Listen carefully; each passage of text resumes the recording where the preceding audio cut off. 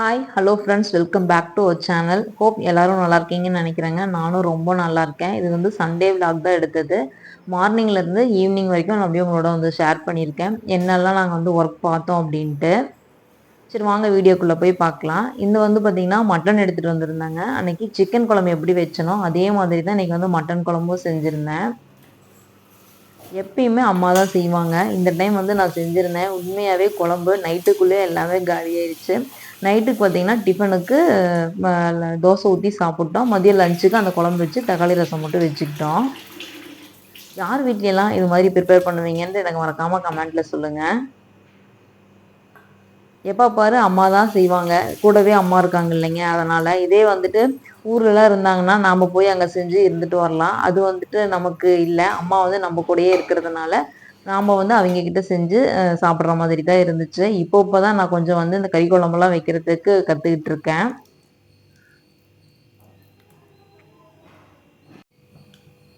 இன்னைக்கு வந்து பார்த்தீங்கன்னா நல்லெண்ணெயில் தாங்க செய்ய போகிறோம். இது வந்து விளக்கெண்ணெய் வந்து அந்த மட்டன்லாம் கொஞ்சம் வந்து ஹார்டாக இருக்கும் இல்லைங்க. அதனால் விளக்கெண்ணெய் எண்ணெயில் மட்டும் வணங்கும் போது எண்ணெய் ஊற்றி வணக்கும் போது நார்மல் எண்ணெய்க்கு பதிலாக விளக்கெண்ணெய் ஊற்றி ஆட் பண்ணிக்கலாம்.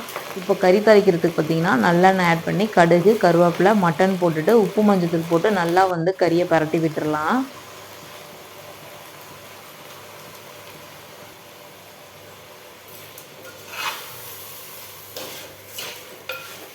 கறி வந்து நல்லா பெரட்டி உருண்டு வந்ததுக்கப்புறம் அதில் மட்டன்லேருந்தே தண்ணி வருங்க. அதுக்கப்புறம் நமக்கு ஒரு சொம்பு அளவுக்கு தண்ணி ஊற்றிக்கலாம்.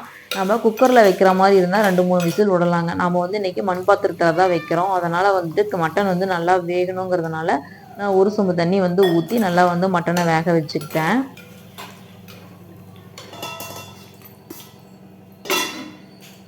பாட்டியெல்லாம் பார்த்தீங்கன்னா வர கொத்தமல்லி அரிசி சீரகம் அதெல்லாம் போட்டு வறுத்து போட்டு செய்வாங்க.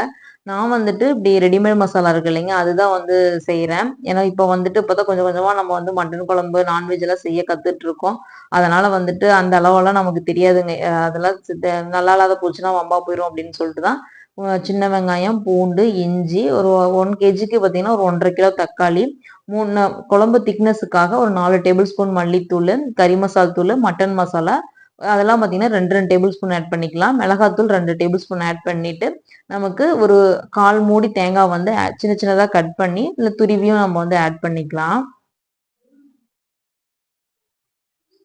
அந்த சூட்டுலேயே நல்லா வந்து அந்த மசாலா வந்து பிரண்டு வந்தது அப்படின்னா கொஞ்சம் நல்லா இருக்குங்க டேஸ்ட்டு. அதனால அந்த சூட்டுலேயே நல்லா கிளறி விட்டாச்சு. காலையில டிஃபனுக்கு செய்யறதுனால சரி இட்லி ஊத்திக்கலாம் அப்படின்னு சொல்லிட்டு சூடா இட்லி தாங்க இன்னைக்கு வந்து ஊத்தி வச்சிருந்தோம். மாவும் பார்த்தீங்கன்னா அம்மாவே அரைச்சு குடுத்துருவாங்க. இட்லிக்கு தனியா மாவு, தோசைக்கு தனியா மாவு வந்து அம்மா அரைச்சு குடுத்துருவாங்க. யார் வீட்லலாம் இப்படி மட்டன், சிக்கன்லாம் எடுத்தா இட்லி செஞ்சு சாப்பிடுவீங்கன்னு சொல்லுங்க. மேக்ஸிமம் எங்க வீட்ல பார்த்தீங்கன்னா, இட்லி இல்லைன்னா சாதம் 2 தவிர வேற எதுவுமே இருக்காது. ஒரு சிலர் பார்த்தீங்கன்னா, சப்பாத்தி எல்லாமே சாப்பிடுவாங்க.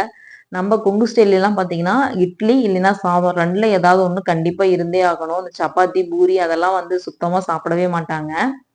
இது மாதிரி மசாலாலாம் நல்லா மிக்ஸியில போட்டு அரைச்சதுக்கப்புறம், நமக்கு எந்த அளவுக்கு தண்ணி வேணுமோ, மறுபடியும் வந்து 3/4 வேக்காடு வந்து மட்டன் வெந்துருச்சுங்க.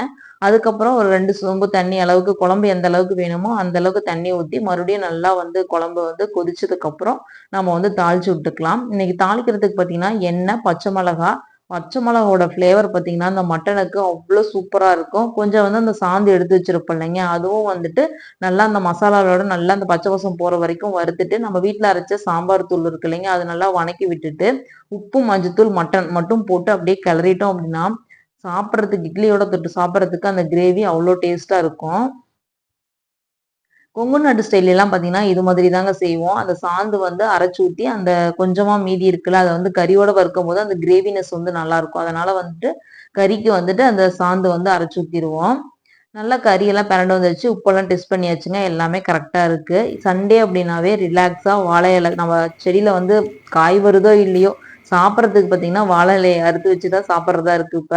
3 பேருமே எப்பயுமே சண்டே ஒரு நாளாவது கொஞ்சம் உட்காந்து சாப்பிடலாம் அப்படின்னு சொல்லிட்டு உட்காந்து சாப்பிடுறோம். ஏன்னா ஒர்க்குக்கு போறதுனால பார்த்தீங்கன்னா, காலையில டைமும் இருக்காது. மதியமும் ஆஃபீஸ்ல சாப்பிட்டுருவோம். ஈவினிங் டைம் ஒரு நாள் ஹஸ்பண்ட் நேரமா வருவாரு.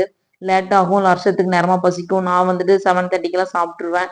அப்படிங்கிற பட்சத்துல பார்த்தீங்கன்னா, சேர்ந்து உட்காந்தே சாப்பிடுற மாரி வராது. சண்டே ஒரு நாளாவது எவ்வளோ லேட் ஆனாலும் பரவாயில்ல சேர்ந்து தான் உட்காந்து சாப்பிடணும்னு சொல்லிட்டு வாழை இலை அறுத்துட்டு வந்து ஒரு நேரமாவது வாழை இலையில சாப்பிட்டுருவாங்க. கண்டிப்பா உங்களுக்கு எங்கேயாவது வாழை இலை இருந்துச்சு அப்படின்னா, ஒரு நாளாவது இந்த வாழை இலையோட உட்காந்து சாப்பிட்டு பாருங்க. அதனுடைய டேஸ்ட்டே தனிதான். எல்லாரும் சேர்ந்து திருப்தியா டிவி பார்த்துட்டு தான் உட்காந்து சாப்பிடுவோம். நான் வந்து மேக்ஸிமம் டிவி பார்க்க மாட்டேங்க. அவிங்க 2 பேரும் டிவிய பார்த்துட்டு தான் உட்காந்து சாப்பிடுவாங்க. எல்லாத்துக்கும் வாழை இலையில பரிமாறி எல்லாமே உட்காந்து சேர்ந்து சாப்பிட்டாச்சு. எல்லாரும் சேர்ந்து உட்காந்து முடிச்சு சாப்பிட்டாச்சுங்க. நைட்டு டின்னருக்கு பார்த்தீங்கன்னா, அப்படியே அதே குழம்ப வந்துட்டு தோசை ஊத்தி சாப்பிட்டுட்டோம். உண்மையாவே யாரெல்லாம் இது மாரி ஒரு டே வந்து மட்டன் குழம்பு வச்சோம் அப்படின்னா, ஈவினிங் வரைக்கும் எடுத்துட்டு போவோம்ன்னு சொல்லுங்க. எங்க வீட்ல மேக்ஸிமம் இப்படிதாங்க சாப்பிடுவோம். ஹோப் இந்த வீடியோ உங்களுக்கு பிடிச்சிருக்கும்னு நினைக்கிறேங்க. பிடிச்சிருந்தா மறக்காம நம்ம சேனலை சப்ஸ்கிரைப் பண்ணிட்டு பாருங்க. ஃப்ரீ டைம்ல எப்பல்லாம் டைம் கிடைக்குதோ அப்ப நம்ம வீடியோவை பாருங்க.